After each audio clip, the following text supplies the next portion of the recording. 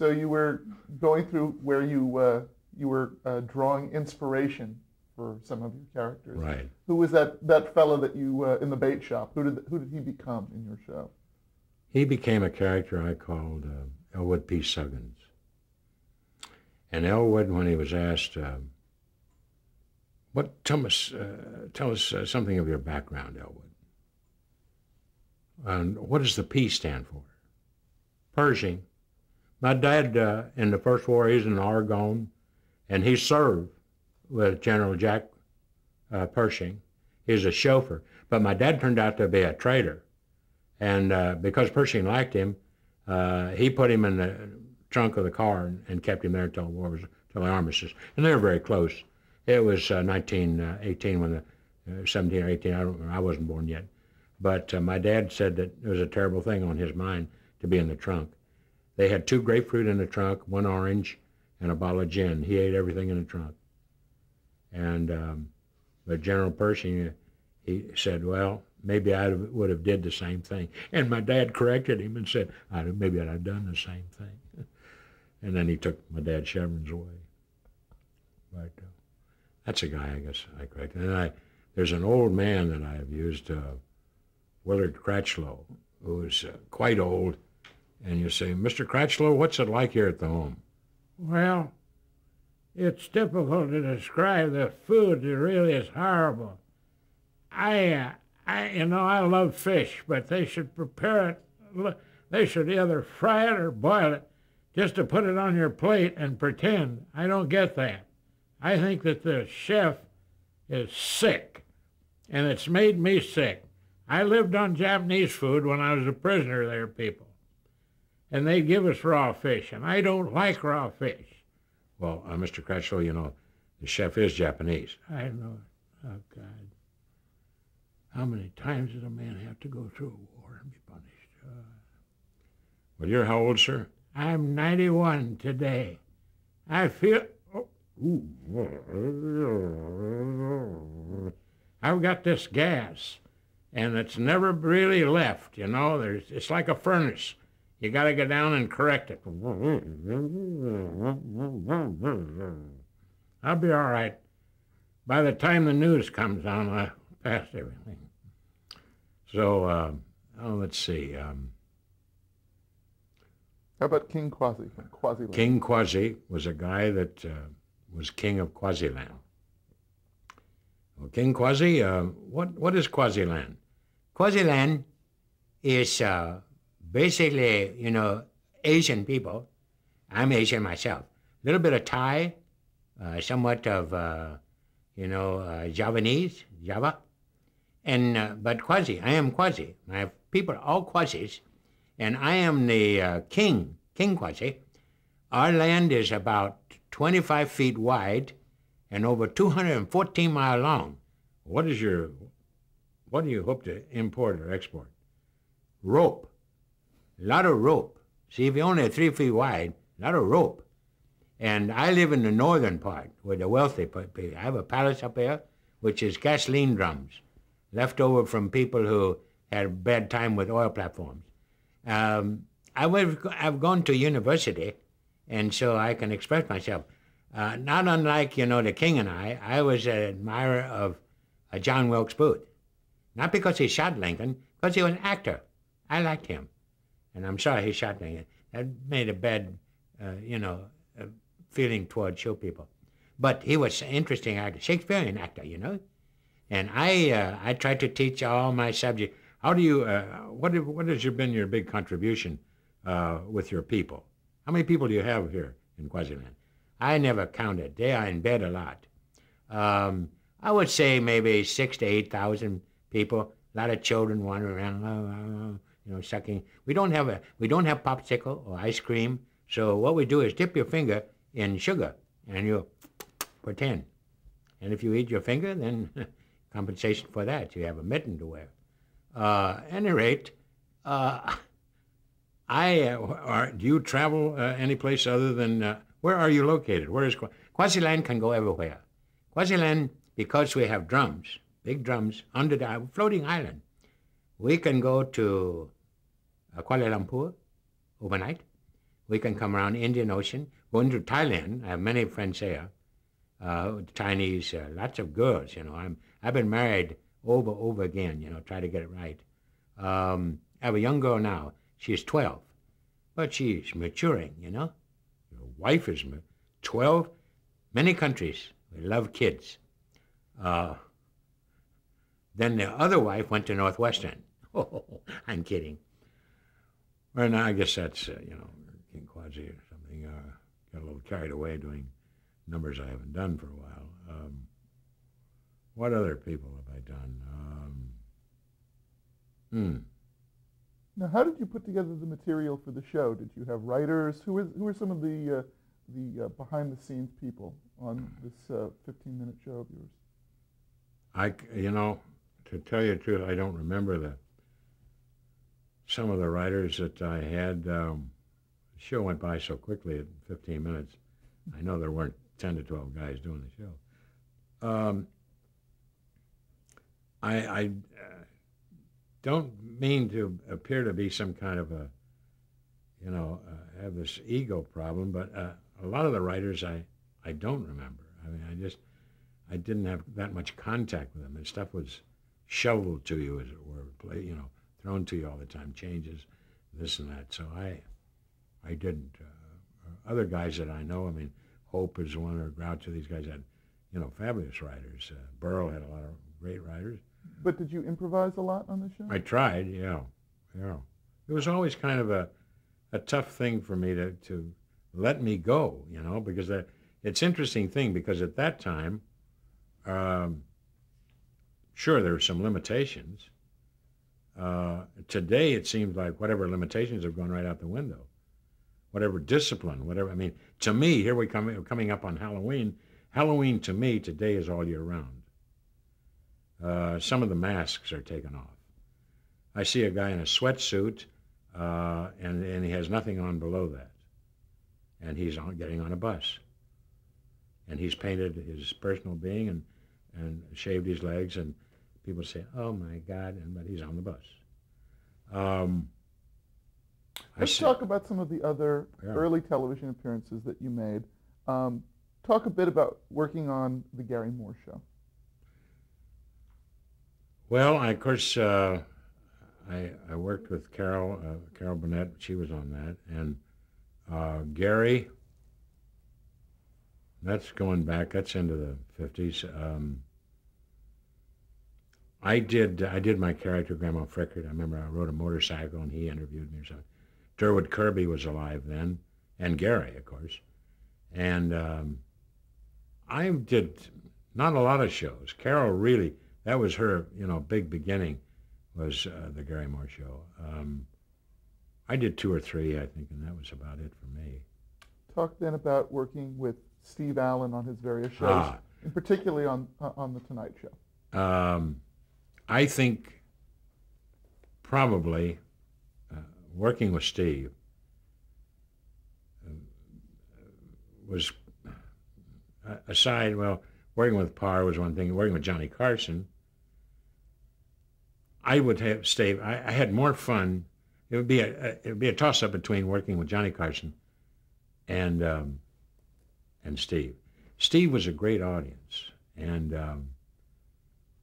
Billy Harbach was his producer, and Billy had a great laugh and would just trigger Steve. I went on the road with Steve, with Louis Nye, Tom Poston, Pat Harrington, it seems to me, Stephen Adie. So it was a real, a great deal of fun to go with this guy and his cast. Steve was a great musician. He was so multifaceted, great talent, and great ear, and wrote books, and he did it all. And I had a great deal of fun with him. I had fun with Parr. Parr. Let's stay with the Steve Allen group for just a second. Okay. We'll get to Parr. We'll get to Johnny. Yeah. Do you have any favorite appearances with Steve that are memorable? Yeah, I think going on the plane with him from New York to Dayton, and the whole cast and Steve, of course, heading the whole thing up, played the auditorium of the National Cash Register Company. And it was a big hit for me being a local boy to work with Steve. And whatever material I did, honestly, I don't remember, but it was fun. And the thing I noted about Steve was I could never do this. He would get on an aircraft and just put his head against the window and he'd go to sleep. And when they announced we're coming into the Dayton area, wake up and ready to go. I think I always had that fear that a wing was going to fall off or motors ended up in a meadow or something. So I'm just like this, you know, people. Do you feel uneasy? Oh, yeah. But that was fun. That was one of the fun times for me working with Steve. Talk about some of these other guys that you mentioned that were in the cast, Louis Nye, Tom Poston, and especially Pat Harrington. Pat and I are still friends to this day. I see Tom now and then, Louis rarely, funny guy. Pat Harrington and I used to get into the gasoline and go to Toots Shor's in New York, which was a place where a lot of celebrities, people, you know, big commercial gin mill. And one day we're sitting down at the bar, and he had done a character called J.C. Savoni, a golfer. And he does the Italian accent, and he's telling me about this character. And he says, you know, I'm J.C. Savoni, and I love the American. There's so many, you know, wonderful golfer here in the United States. I'm from Italy, as you can probably tell. And the ball, the greens are rough, very rough. So much so that you have to take some, at least nail scissors to cut the grass. And the ball doesn't go as far. The wind is, you know, terrible. But when I came here, Arnie Palmer, you know, I caddy for him. Beautiful man, good player, Ben Hogan. I know a lot of these guys, Crenshaw, you know. And I said, Pat, you know, and he said, I use the old wooden shafts. Mr. Savoni, right, I told you, Pat. Wooden shafts. And of course, today I know what they have today. Well, I said, look, I'm going to be subbing for, I think it was Parr. Was it Parr? Yeah, it was Parr. It was Parr. When you guest hosted Yeah. the show? Yeah, it was Parr. And I said, I want you to come on and be J.C. Savoni, the Italian golfer. And he was a big hit. And it was a character that, you know, he went a long way with. And then, of course, I'm sure you know his career has gone on and on to doing movies and God knows plays and certainly series and a heck of a talent. Do you want to talk a bit about the Parr show and working with Jack Parr? Yeah. Parr was fun, but it was like, how would I put this? I have to be rather delicate about it because it was, you know, a fun time. He had, his description of me always left me a little, you know, in the back of the room, so to speak. He said, you know, when Johnny Winters is on, how did he put it? When the moon is right, yeah. When the moon is right, Johnny Winters is a very, very funny guy. Well, when is the moon right? You know, it's kind of, to me, it's kind of a back-ass compliment. I don't. He got bored very easily. If things weren't really moving in his direction, he would cut you off and you'd have to go to another character, you see. And he would say this on himself. I mean, I think his whole thing was, not to say he wasn't a hell of a talent, and the people that he interviewed and his favorites that came on, the Genevieve and all these people, you know, that he had were certainly very talented. But he, I think what bothered me, he got upset with certainly the guys, you know, in the back, so to speak, down the hall, writers or whatever, producer day. And whatever got him to quit, I don't know. Somebody said, well, he just, you know, flipped out or something. But he was somewhat of a crybaby and saying, you know, when you talk about people making no more than $7,500 a year in a family of 6 people living in a cold flat, and you're knowing this kind of guy is making heavy green, you know, well, pal, you know, nobody, he portrayed, to me, he was, and a lot of people said, I don't know, this label of being Peck's bad boy. But after a while, it was, oh, wait a minute, you know, you don't understand what I'm going through, pal. It's very, very difficult. And he said to me, he took a walk, you know, and he walked off. And that was a big thing for Parr to do, and NBC kind of jumped up and down. And he walked off. And then he came back, and he said to me, I was staying at the Plaza in New York. He said, kid, do you think I should have come back? And I said, you're here. You're going on tonight. You're back. I think one thing, if you want any advice from me, I'm just a guest. I'm not your producer. I'm not Mr. Sarnoff. I'm Johnny Winters. Don't go out there and complain. Go out there and hit them with anything. But don't say, oh, God, I don't know what happened. You no sooner went through that curtain. Oh, well, you know, I guess I found it was kind of a funny thing, but watered down. I thought that maybe there would be something else I could do, but, you know, I found out this is the only thing I can do. Already complaining. Dorothy Kilgallen, the same. So I accept his being a hell of a talent and his great run and making a big mark in television. But again, don't cry. There's too many people. People have said to me with what problems I've had, and I've had some pretty good-sized problems. But when people have said to me, well, why don't you talk about this problem when you went kind of squarely? When I went kind of squarely, thank you. The little guy that sits out 600 miles north of Topeka on a farm that the government's going to pay him no more than $700 for, tell him to take a walk into Topeka and work with Frigidaire or somebody. And he's had 4 generations of working this farm. He's down now to $25,000 a year. And he looks at Johnny Winters and he says, because he's had a few problems here, I'm supposed to shed tears? I don't think so. That's the way I look at it. I understand, you know, there's a certain, excuse me, certain amount of good that you can do, but it's very little. Because people have a right to their thoughts and to say, why is this man crying? He's had a hell of a mark. He's had a hell of a run. He's had a hell of a living. What's he telling me this for? Excuse me.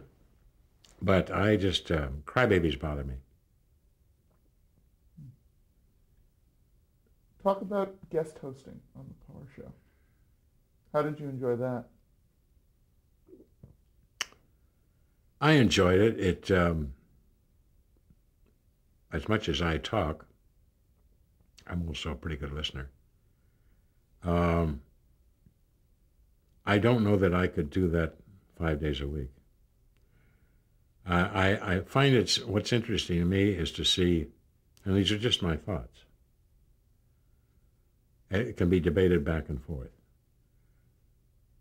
But what fascinates me is to see Jay Leno come out and shake hands with everybody in the front.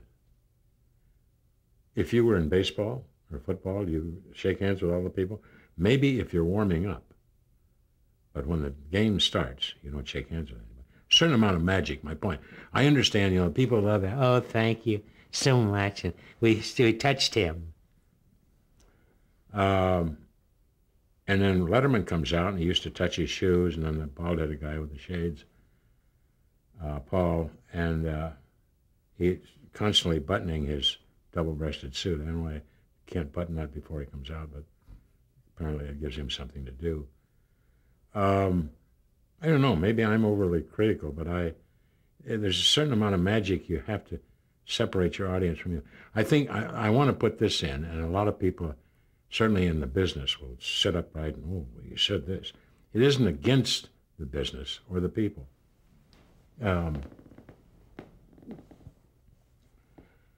One thing that I did once in my life in this business, and I don't regret it, for a minute, I worked Broadway, John Murray Anderson's Almanac, replaced Orson Bean.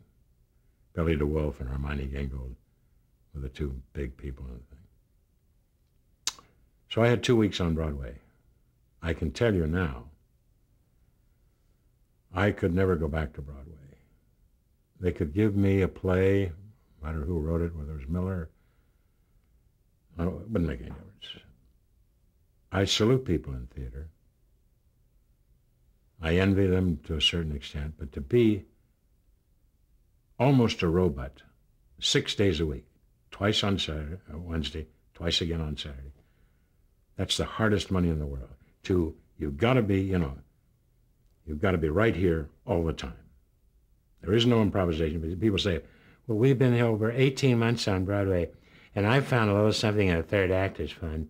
When Paul comes in and crosses down stage, I lift up the cigarette lighter. Normally it would just be there sitting there. I lift it up and go, a gesture, would you? And he's dismissed. 18 months, and that's a piece of business. Holy Jesus. The other thing is, and I hate to admit to this, God, I hate to do it, but I got to tell you the truth. When I look at Laurence Olivier, Sir Lawrence, Sir John Mills, Anthony Hopkins, I guess he's now Sir Anthony, Richard Burton, all these guys, Shakespeare. I still have to sit down at almost 77 years of age and wonder what the hell is going on with Macbeth. I know that I'm a little slow, stupid, but it's what I find. One night I went out in San Francisco. I had a standing ovation. I haven't had that many. God, it's a great feeling. If I've had a dozen, that's a lot. But they stood up when I came out, and they stood up when I went off. And I said, I'd like to do something for you I've never done before, an audience like yourselves. You have to forgive my attire. But I played Hamlet. Macbeth, Midsummer's Night Dream was. I'd like to do something for you, special. I worked at Stratford-on-Avon this past summer with the greats. Dost thou not see? This moment perplexed by a mind that twisted, and yet a soul with deep a body, whose gnarled bones are decaying around a moat with no fish. A crow who only crows like only a raven would, yet whose eye is glancing at you in a parapet full of decay. Aye, 'tis I, 'tis I.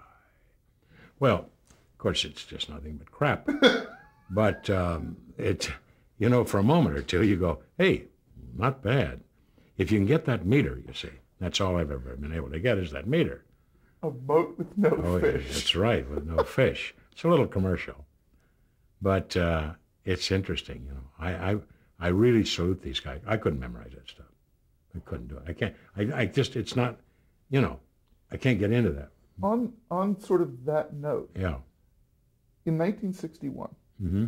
you appeared in an episode, a very memorable episode, of Rod Serling's Twilight Zone, mm-hmm. in a very strong, dramatic, serious performance. Yeah. Talk about that and how that, in its placement in your career when that arrived, how that was different or unique. Well, when I was approached to do it, Rod and I talked, and I'd always all along wanted to be a dramatic actor. It's interesting. And I thought by showing as much versatility as I could through characters that eventually this would mold me into one dramatic guy. But it proved to be wrong. I guess in the long run, maybe it's great. I stayed with comedy. But all along, I wanted to do a heavy. Jack Klugman, as you know, was playing, it was called A Quiet Game of Pool.